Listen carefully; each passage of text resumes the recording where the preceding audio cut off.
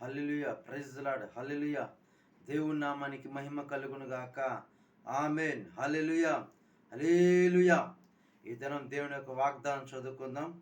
మొదటి తెస్సలోనికి రాసిన పత్రిక 5వ అధ్యాయము 14వ వచనం. మొదటి తెస్సలోనికి రాసిన పత్రిక 5వ అధ్యాయము 14వ వచనం. సహోదరులారా, మేము మీకు బోధించున్నది ఏమనగా, అక్రమంగా నడుచుకునే వారికి బుద్ధి చెప్పుడి, ధైర్యం చెందిన వారిని ధైర్యపరచుడి, బలహీనుల్ని బోతనీయుడి, అందరి ఎడల దీర్ఘశాంతము గలవారై ఉండుడి. ఈరోజు దేవుడిస్తున్న వాగ్దానం, అందరి ఎడల దీర్ఘశాంతం గలవారై ఉండుడి. అందరి ఎలా ఉండాలి? మనం దీర్ఘశాంతం గలవారై ఉండాలి. మీరు గమనిస్తే బైబిల్లో ఒక మాట చెప్తా. మోషే ఎవరు? మిక్కిలి సాత్వికుడు. దీర్ఘశాంతం అన్న సాత్వికం అన్న ఒకటే. గమనించండి. అటువంటి మోషే ఇశ్రాయేలు ప్రజల్ని అనుకున్న మాటలు అనేసాడు. కోపంలో ద్రోహులారా అని ఒక మాట అనేసాడు. ఎంతో సాత్వికుడు, ఎంతో సహనం గలవాడు, ఎంతో ఎంతో ఎంతో మిక్కిలి సాత్వికంగా ఉన్నవాడు ఏం చేశాడు? కోపంలో ద్రోహులారా అని తిట్టేశాడు. అంటే దీర్ఘశాంతాన్ని కోల్పోయాడు, సహనాన్ని కోల్పోయాడు. ఆ టైంలో చూడు, అనకూడని మాట, చిన్న మాట ఎప్పుడైతే తిట్టాడో ఏమైపోయాడు? మోషే కనాను దేశంలో అడుగు పెట్టలేకపోయాడు. అప్పటిదాకా సహనంగా ఉన్నాడు మోషే, అన్నీ భరించాడు. కానీ ఏం చేశాడు? ఒక టైంలో కోపాన్ని కంట్రోల్ చేసుకోలేక ద్రోహులారానే తిట్టేశారు ఇశ్రాయేలు ప్రజల్ని. కాబట్టి మన అన్ని విషయాల్లో దీర్ఘశాంతంగా ఉండాలి. ఎలాంటి పరిస్థితులు మన జీవితంలో ఎదురైనా కూడా కోపాన్ని మనం చూపించకూడదు. అందుకే మన కోపాన్ని జయించే వారిగా ఉండాలి. బైబిల్లో కయీనుడు ఏం చేశాడు? కోపంతో తమ్ముని చంపేశాడు.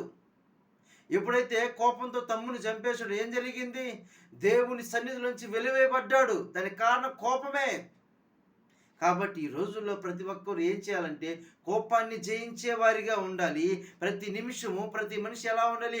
దీర్ఘశాంతం గలవారై ఉండాలి.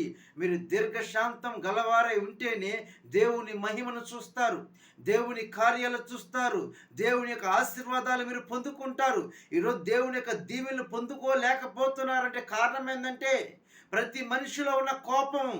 ఆ కోపం అనే బలహీనత జయించి దీర్ఘశాంతం గలవారి అన్ని విషయాల్లో ప్రభు దృష్టికి సహనం కలిగి జీవించాలి.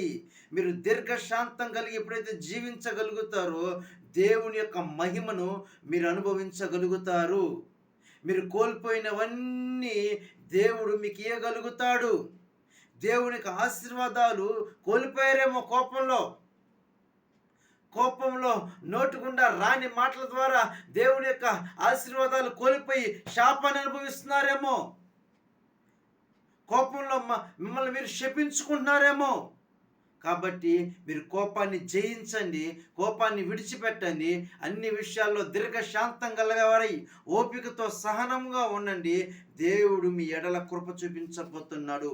ఆయన కనికరం మీ మీదకి రాబోతుంది. దేవుని యొక్క ఆశీర్వాదాలు మీరు పొందుకోబోతున్నారు. కాబట్టి చిన్న ప్రార్థన చేసుకున్నాం. కృపా సత్య సంపూర్ణానికి స్తోత్రాలు ప్రభా. మీరు ఇచ్చిన వాగ్దానాన్ని బట్టి స్తోత్రం ప్రభాతని. అందరి ఎడల అన్ని విషయాల్లో దీర్ఘశాంతం గలవారై ఉండి అన్నాడు ప్రభాతని.